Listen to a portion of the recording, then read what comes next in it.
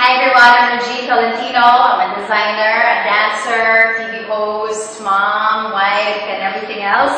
I'm just here to share with you my good experience with B-Mobile. I just started actually just April of this year. Not knowing anything about the business, actually, pikit mata ako nag-join because it was referred to me by a good friend of mine, si Marty Ilagan, and I just trusted him. I said, sure, basta I'll join whatever it is. I don't care, don't have to explain. I don't want to see any of your videos. Basta return me my money if I don't, earn it whatever way you're saying. So fine.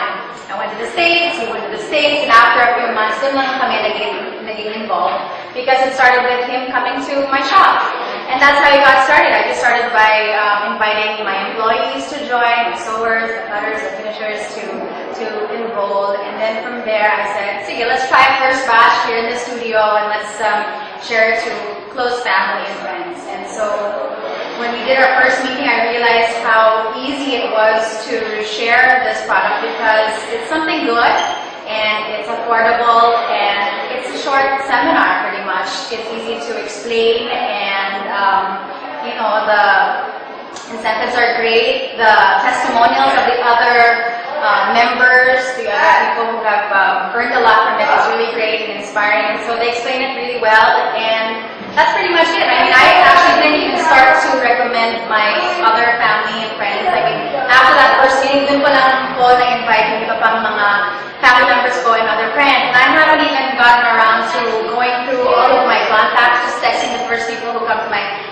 to mind when I get the chance. And so far, we've done this a few times here in the studio, and the turnout has been great. So I mean, it's important to me kasi bilang, syempre, artista, designer, businesswoman, I don't want to ruin kung ano man reputation na meron ako. So it was important to me na maganda yung future, makakatulong sa marami. And so that's pretty much my purpose for, really promoting this product or this business actually, because it's something good and hindi makakasira sa akin at hindi alam ko hindi ma-affect yung pagkatao. So I realized that B-Mobile is a great thing because it's really easy to promote and it's easy to explain. The videos are really good, people are nice, and na-appreciate ko na, bumalik ka agad yung investment and it's growing really fast. So I'm proud that I'm part of the B-Mobile family and that naniwala ko sa kaibigan ko. And yun, I'm happy that my whole experience with B-Mobile is great and I know I have a great future ahead.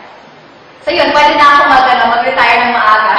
Sabihin na tayo, Marty, mag-retire tayo ng maaga because yun nga, tuloy-tuloy na income, hopefully.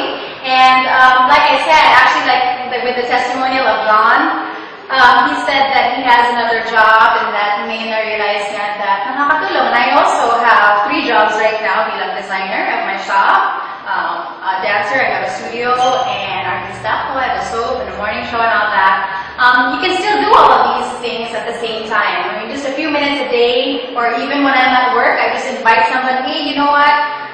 Kwento ko sa'yo yung nangyari sa akin. I just earned yesterday, and yun lang. It's just something that you just share with someone in passing, or someone na alala mo na natawagan ka, and then it's easy to share it with them, and sila pa yung nagtatanong sa akin, oh, when's that? When can I learn more? How do you do it?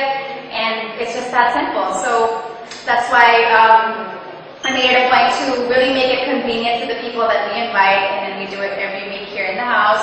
And then, pag kaya na schedule, we go to the person's house or the person's office or sa business nila para i-share yung negosyo. Kaya okay siya. Tuwang-tuwa din yung asawa ko because he does it also. You check it online and you can see the activity, and it kind of becomes like a strategy thing wherein you're counting your downlines and you're fixing them, and then you're also encouraging your team to